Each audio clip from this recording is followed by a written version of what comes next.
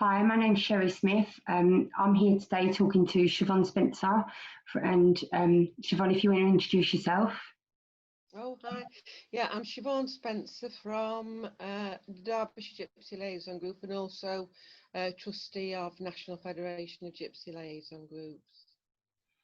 So, Siobhan, the reason we're having this conversation today is on the 2nd of August, it will be 76 years since 1944, when almost 3,000 people were exterminated. Last year, I went to Krakow and Auschwitz, and we went together. And I just wanted to talk to you a little bit to start off about that. So I know you've been before, but can you tell me like what resounded with you from last year and the differences between how long ago you went before and things like that? There was a lot. I thought there was some positives and some negatives. I think the positive is that how it's developing in that a lot of young people, a lot of young Roma and Gypsy and traveller people are getting involved in history and what happened in the past. But I was quite shocked on this visit as to how the whole venue of the concentration camps seemed to have almost become like a tourism spot with the eating centres and things like that, and that shocked me. That shocked me because I know the very first time when I went with my husband and Mazzelli and Tom, it was in 2010, and at that time the only families that were leaving or anybody was leaving wreaths at the Gypsy camp was her Romany Rose family and another family. So there was only like two or three little wreaths on, and all of a sudden you could see in that 10 years it had gone from being a small family thing to this bigger commemoration and remembrance. That's a good positive thing. And the orchestral night that we went to, it was absolutely beautiful. We loved that. We thought that was absolutely beautiful, the orchestral night. Let me just explain, Siobhan, because last year was the 75th anniversary, Dick and Abista put on a programme of events for not just the youth, but for other delegates as well. So Siobhan from there, Joseph Jones from Gypsy Council, Helen Jones from Leeds Gate, and Jill Brown and other delegates came over, and there was a programme put on where there was an orchestral evening and there was speeches from Jesse Jackson. So sorry, I just... Yeah, that was absolutely wonderful to go to, and it links it into the whole sort of the struggle of freedoms with Jesse Jackson, and remembering sort of like everything that those people went through in America and to a certain extent still are going through. So that was a really good, a really positive thing. If I look back and reflect on both trips, I'm glad. The day that we went in 2010, it was very quiet. There was hardly anybody, and it gave us lots of time to reflect on things that had happened.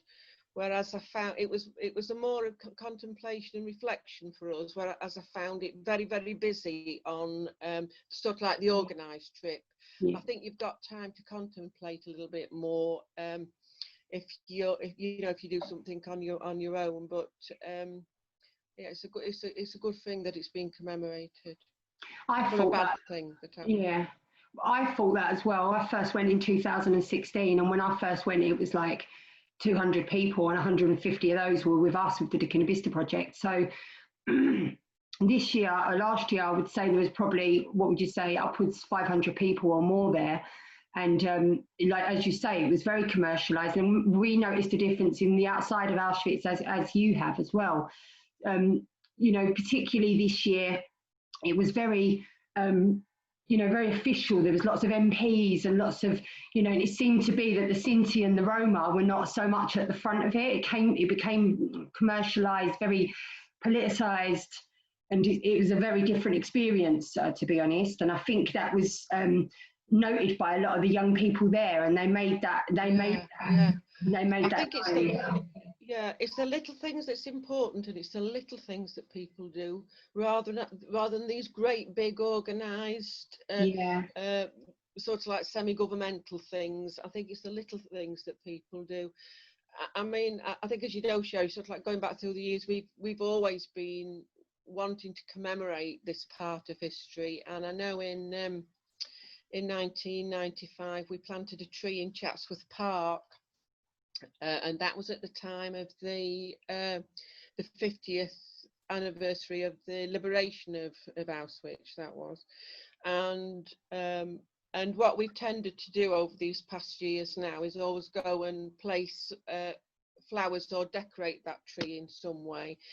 And you do see people reading the little plaque that we put on there. So, because it's important that other people know about this and learn about it, and that's one way that we've been able to do that, because it was really good, because the Duchess of Devonshire at that time at Chatsworth Park said, I want it in the public park. She said, I don't want it in the memorial park where nobody's going to see it. And so I think we're the only group that's got one in the public park, because normally they go in this private park that nobody's got access to. And so we're able to do something and pop something on every August the 2nd now. That's what we've tended to do. So I've been sat making me ribbons for it tonight. Nice. So I'll pop that on. Well, we'll pop that on at weekend. I'll just be popping up with my husband, because, as you know, we can't all get together at the moment. But I'll take a picture of it, and then it'll go on. If you look at the heritage page on Derbyshire Gypsy Liaison Group's website, there's the history of the tree. Well, I'll share that link at the bottom of this video. So when we went last year, you know, as I said, there was a group of probably 15, 16 older delegates, and we had a great laugh on the bus, didn't we? And you know, it made a terrible situation more bearable. And I know that you and Mazzeli, you brought out flowers out there. So could you tell me about the significance of that?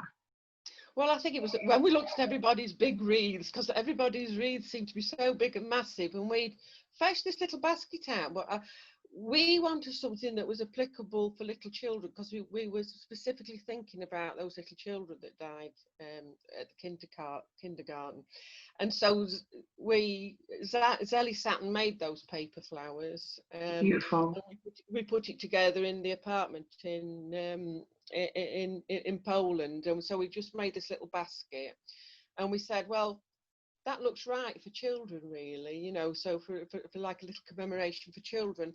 And it was doubly nice for us, because one it were an English gypsy tradition to do the paper flowers, and it was, and I always think it's very therapeutic to sit and do those kind of things. I'm a florist. I'm with you completely. Yeah, I know you are. So, you know, that's what I am. Underneath everything else, that's my therapy. I love floristry. You know, so I get that completely, and it's an important thing for our community. It's very respected, and it goes back generations. You know, making paper flowers. I did that as a little girl, my nan, and I've done it now at Gypsy and Traveller events where I've taught it back to other women. So, you know, I remember phoning my nan's brother and saying I need to learn how to wax flowers, and he was trying to tell me over the phone because I needed to do it for a presentation. So it's nice to bring those skills forward. I always think when I'm foraging, like I get a lot of my foliage from the forest. I live near a forest in the country, so I always think to myself, I'm like replenishing the earth. It's like my family would do, you know. They would, gathering the moss for your holly wreaths and things like that. You know, it is therapeutic, and at those times of memorial, I don't know, it just gives you a good feeling to create something like that. So I did all my dad's funeral flowers for that reason. You can put your heart and soul into it. So when we go to Poland, obviously we can't take flowers on the flight. I mean, you did well with the paper ones, didn't think of that. But what we usually do is we usually get a poet in Scotland, Gillian Green, to write a poem. She writes one every year, and then we take it over and we place it there at the Youth Memorial. So yeah, that's what we usually do from here. But all of those big tributes, they're from different countries. Last year, for the first year ever, the UK sent flowers, and we put a lot of hard work into that. I mean, and Lord Bourne and Janet Whittaker and all of those, you know, they really pushed for that. They also sent representatives, and, you know, so the Holocaust Memorial Day Trust. So, you know, that was really good. And to continue that momentum, I know we can't all do much this year because of Corona, but, you know, it'd be good to try and continue that momentum. So I know that you know, on a political level as well, Siobhan, you've done a lot as well. I mean, I've been at the Imperial War Museum on the panel with you for several years about rebuilding the Holocaust exhibition. And so I'd like to hear about some of the work you've done around that. I know you advised the government about the new thing in London. So yeah, I don't know what's happening about that at the moment, because I was invited on the Educational Trust meetings of the Government Holocaust Board. There was a design chosen for where that was going to be, but it seems like everything's been on hold, and I think that it was on hold before the coronavirus pandemic, but I think it's something that we need to push and make sure that it goes through. I mean, because there wasn't a good exhibition really of what happened in the Holocaust, that's what made the Fed do their panel exhibition. Brilliant. Which we ought to post up really. I could send you the panel boards for that. So I'd really like that. If you sent them to me, I can put them into a video. Yeah, more widely seen. So because I've got a website version now. So and that's been quite a busy exhibition. It's been in West Midlands, Scotland, Durham, Wales, because I just felt there just wasn't enough information about it, and without sort of like without making the Jewish Holocaust small or anything like that. It's not about how many people got killed with this group or how many people got that. I do feel that the Roma and Sinti Holocaust gets forgotten. It gets forgotten in the bigger scheme of things. So, I mean, no, it's no criticism that there's big wreaths from sort of like governments, because it's good that they're recognising it. It's just that I hope that the sentiment to make things better for the living goes along with that wreath. It's all right remembering the past, but we've got to have that sentiment for what's happening to the living. And if you see what's happening to some of the Roma in some of those countries, you think we're not in a good time politically. And even if you look at it in our own country, you know, some of the laws that are coming in about unauthorised encampments and, you know, the things that are happening. This is why this is so important to me. It's, you know, I like to raise the awareness and put, I haven't got much capacity. I put my time in the same as you do, because, you know, this is important. It's not only about what went on then, it's about now. It's about standing together. It's about going forward. It's about how we're projected and how we're seen. You know, it's how people Yeah, because if people don't know history and don't learn history and understand it and understand all the concepts of it, it keeps getting repeated. It does. In fact, that's why you need to have these reminders, because it will just keep getting repeated. That is on block 13 as you go in Auschwitz, which is the block that holds the Roma memorials. That is on the wall, isn't it? The quote from George Sanders: "If you are destined to repeat." That is exactly it. So I want to thank you very much for talking, and it's been really good to hear from you. And I might do some more of these around other things. So I'll be in touch with you soon. Okay. Okay. Bless you then, Sherrie. Thanks, Siobhan. Bye.